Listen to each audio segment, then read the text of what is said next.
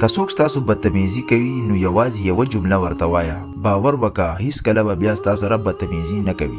موږ اکثر خلک یوه لویه غلطي کوو، کله چې څوک زمونږ بېعزتي وکړي نو موږ ورباندې الزام ولګو، وایو ورته ته همیشه بدتمیزي کوي، ته همیشه غوسه کوې، ته همیشه ماته سپک ګورې. هم د دې نه یو غټه لانجه جوړه شي. مخکینی کس هم جواب ورکوي ته زما په خبره نه پوهېږي، ته هم غوسه کوې، ته هم داسې یې. دواړه طرفه بحث شروع شي، نه مسله حل شي نه زړونه سپک شي. کېدای شي بدتمیزي هغه شروع کړي وي او په غوسه کې موږ هم هغه خبرې کوو چې هغه خبرې موږ ته هم بد ښکاري. نو اوس پوښتنه دا ده تاسو له څه کول پکار دي؟ تاسو هیڅکله دا مه وایئ ته ولې زما بېعزتي وکړه، ته ولې داسې یې، ته ټول عمر داسې چل کوې. بس یوازې یو ساده جمله ووایه په آرام سره، په صبر سره. ستا د خبرو نه ماته ډېر زیات تکلیف دی، ستا په دې خبرو باندې ډېر زیات خفه شوم، ستا په دې خبرو ماته ډېر زیات تکلیف راورسېدو. دا جمله د مخکینی انسان په زړه باندې د غشي په شان لګي، ځکه چې په دې خبره کې الزام نشته، یوازې احساس دی.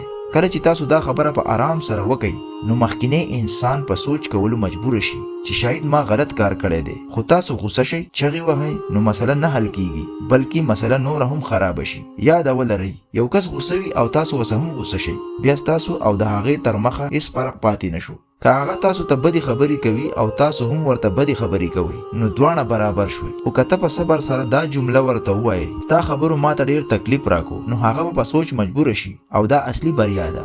امید لرم د دې ویډیو نه به تاسو ډېر څه زده کړي وي. ویډیو څنګه وه په کمنټ سیکشن کې موږ ته ضرور ولیکئ. که تاسو خپل ریلیشنشپ کې په داسې مسلو کې ګیر یئ او غواړئ چې زما سره خبرې وکئ نو د دې ویډیو په بایو کې ما خپل واتساپ نمبر ورکړی دی، تاسو بالکل فری اف کاسټ زما سره خبرې کولی شئ. انشاءالله الله دې تاسو له صبر، عقل او سکون درکړي.